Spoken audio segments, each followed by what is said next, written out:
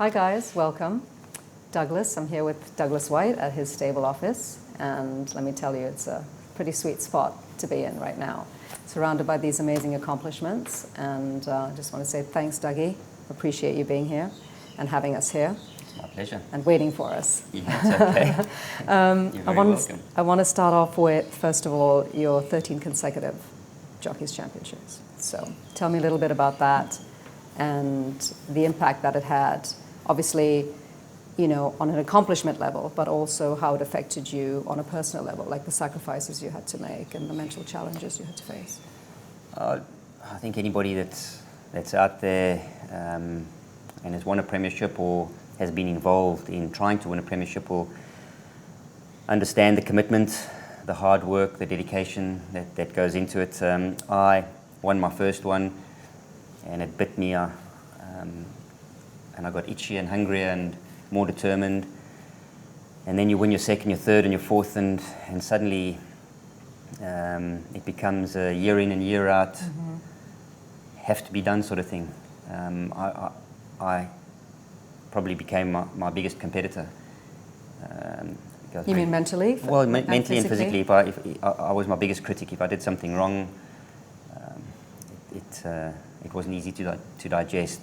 So you try and eliminate as many errors and mistakes along the way, and you try and better yourself within your health, your training, your fitness levels, and of course your biggest problem is your weight. It takes its toll eventually, and it's very telling on one, both mentally and physically. Absolutely. And what was the lightest you could ride during that time? Yeah, look, when there was a good ride going around in one of the bigger races, or if I had to really push myself to try and get over the line in a premiership, I'd get down to 116 pound. It wasn't That's easy trim, for me. I'm tall, so it was tough. But there's no better satisfaction than when you've taken off 7, 8, 9 pound and the horse wins, and it's a huge satisfaction, and very gratifying. It is. It's a feeling that you can't explain. That's amazing. Well, I mean, congratulations on that. I don't think there's going to be anybody that's going to pass that one. That's going to be a tough ask, I tell you. Yeah. So let's talk a little bit about your family. Yep. You've got 2 amazing kids. I have. Yes, a boy and a girl. Yep. They grew up here. Yes. They were born here. Both got Hong Kong passports and full-time residency. They started their schooling in Hong Kong. Both started riding very young, and both left Hong Kong as young teenagers to go to boarding school in the UK. Both of them went to the UK? Yes, and my son is now finishing university in America. That's amazing. So he's enjoying himself. And he was just here for a visit? He was here. He spent... We actually went to South Africa together. Nice. And then he came and spent 3 weeks with me in Hong Kong. That's fantastic. And he's not into horse racing? Well, not in the way that your daughter's into horses. Well, he was. He loves animals. He loves riding. But he was watching the TV one day, and I had a pretty nasty fall. And he saw how broken up I used to come home, and he thought, nah, it's not for me. Because that takes a toll, you know, on your family, and you know, dad being hurt and coming home, and them having to see you struggle and in pain. I mean, that's not an easy thing for a family to endure, really. No, it's not, and hence the reason you call them family, because they're your biggest supporters. But it's something that you don't really want the children to witness. No. But unfortunately, it's horse racing, and Absolutely. It does happen. It's a sport. Absolutely. Now, talk about your daughter. She's very good with horses. She is. She's very talented, seems to take after dad. You must be very, very proud. I am. She's, her and I have been to go and see Monty Roberts a couple of times, and she's absolutely loves it. And she does a lot of his techniques on horses that she schools or rehabs or pre-trains.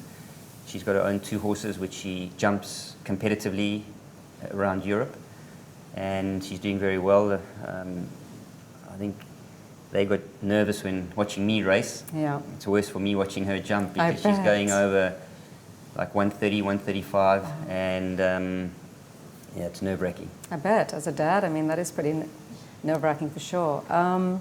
So did she ever want to get into the horse racing side of it, either as a trainer or any of that interest her at all, or was it mostly just the jumping side of things? Before she went to Switzerland to go and compete competitively, she spent a year here after boarding school, and she worked with me at the stables, and she came every morning, and she did a lot of my secretarial work as well, and got into my routines of how I prepare my track work and That's gallops. amazing. And so she was a big help, and she was very, very keen on being here every day. But she had this urge and this need to fulfill a dream. And she's, unfortunately, in Hong Kong, you're not afforded the opportunity to compete at that level. Absolutely. You have to go to Europe.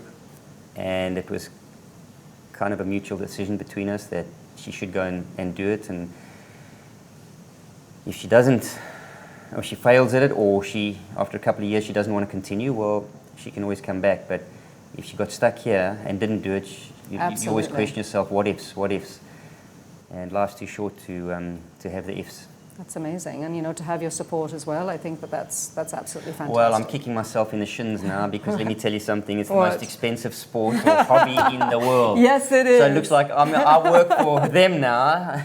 Well, welcome to being a dad, Doug. I'll tell any dad, don't suggest to your daughters to go show jumping. Oh my God, that's funny. But that's great though, that that you're in a position to do that for her, and to be able to support her dream. Yeah. And hopefully, this is like you say, once she follows her passion and she's done what she's wanted to do and accomplished what she's wanted to accomplish, there's always opportunity for her to come back. So I think that's amazing. Opens doors. She's been very fortunate to travel the world and compete, meet people along the way, and it's something that she's passionate about. And you don't get many opportunities in life that you can do something that you're that passionate about and enjoy and be involved with every day. A lot of people are stuck behind desks and computers. Absolutely, and yeah, she's doing suffocating. something outside that she thrives on, and I'll continue to support her as long as she's happy and she's willing to put in the work and the time.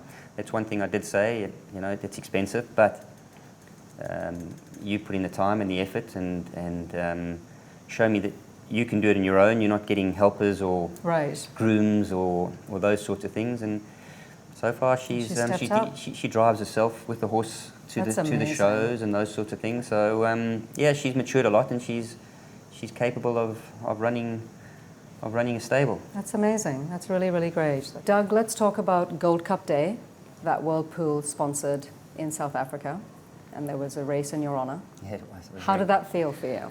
Oh, I was honoured by it. It's obviously a track I had a lot of success at and on. It was my hometown in Durban. I lived a couple of k's up the road from there, so I had a beautiful view of the track and the ocean from my old house. Very, very fond memories. And then to get a race named after me, it's one of the better Group 1 races in South Africa, and one of our bigger days. So it was good that I managed to get back and present the trophy and be there on the day. It was a great race day and great turnout. I caught up with a lot of people that I haven't seen for years, that I rode for, was in the academy with, and trainers that, when I was a young boy, I was working in their stables and riding work for them. And so it was good to catch up with a lot of friends and associates from South Africa. I got to see my mum as well. That's amazing. So it was great. I haven't seen her for a very long time. Does your mum not travel? She can't, no, not anymore. She's 84 and healthy, but not well. Not So, well enough to travel. I got to see her, and I got, obviously, to get to Lyle and Hannah's wedding. Amazing. I was there for that, and then I spent a week at a game farm with my son. That's right. And that's been one of the most passionate things that I've had the greatest desire to do always when I was home, and I haven't done that for 15 years. That's amazing. Actually, my son, that's one of the things that he really wanted to do before boarding school. He wanted to become a game tracker. Really? Yeah, he was very good at it. So Is that tracking something he's still gonna? Well, after this trip, he got the itch back again. but we'll see what happens. That would be great if you did that. I think that's fantastic. So tell me a little bit about when you were a young lad. I know that when we talked off camera, you said that the first time you were put on a horse, you were 2 years old. Yeah, my dad put me on when I was 2 years old, and I probably don't remember it, but when they tried to take me off, I threw a tantrum. Did you? So, oh boy. Yeah, and then it became a bit of a funny thing, because on Sundays we were obviously had to go to church, and he'd say to me, if you can get out of it, find a hiding spot, I'll take you riding. Really? Yeah, because it was my mum and my sisters that went to church, and Right. yeah, I ended up finding a really good hiding spot that I bet nobody you ever did. found. So he and I'd go riding. Oh, for a that's couple of hours. amazing. And then Dad was a jockey as Yeah, well. he was a jockey. Weight got the better of him. Was he tall as well? Or? He was about my height, Right. but he was a lot broader and pretty heavy boned. So yeah, I unfortunately I never got to see him ride, but he was one of the top jockeys in Johannesburg at the time. That's amazing. And he stayed on in the racing game. He did. He once I was born, he got involved in bookmaking, and I was fortunate enough, or young, but I was fortunate enough to go to the Tattersalls and watch and him, see him. and see how he operated and those sorts of things on a race day. And Oh, that's so it was fantastic. very interesting. A little bit of a switch now. Let's start with Russian Emperor Yeah. and his win overseas in your third year of being a trainer. Look, when he won the champions in Qatar and the Gold Cup, and you know those are highlights. Well, it's a highlight of my career, but I think I can say for any trainer in the world, when you win a Group 1, it's an absolute Absolutely. highlight. So, and then I've always had an urge to travel. I used to enjoy traveling as a jockey, and I had a lot of success all over the world. It was a gamble, but it was a gamble that I thought I could pull off because of the timing, and you know the tracks at that particular time are firm in Hong Kong. My biggest concern was it's quite a tight track, and that's had me scratching my head. But if you get a jockey that knows the track well and you can get the momentum going, it's a bit like Happy Valley. You know, you get your momentum going at the right time, and Happy Valley's a beautiful track to ride if you know how to ride it. Absolutely. And Alberto rode a beautiful race. He sat back, he was patient, and he got rolling 900 metres out, and he just kept building and building, and it took every inch of the straight to get there. But look, I still get a little bit sentimental over it and emotional, thinking that he's the first horse to do that, to go and represent Hong Kong. And I think I learnt more than I ever have travelling as a jockey. What it takes to get a horse to a certain jurisdiction healthy, let alone to win a race, is... Because you've got the travel, you've got the weight, keeping their weight on, you've got, the track, you've got all these different conditions and challenges. Yeah, you've got a different track to work on in the mornings, different timings, different facilities. Look, you can tick a list of boxes that of changes that need to be done, and look, I'm really grateful and that we were able to pull it off. It was a great learning experience to travel for my first time, and I think I'm very game to travel again. I've learnt a lot from it, but as I said, it's not easy. No, and you've set the bar pretty high to go back out and do it again overseas, haven't you? Yeah, well, you've got to set that kind of bar. That's it, true enough.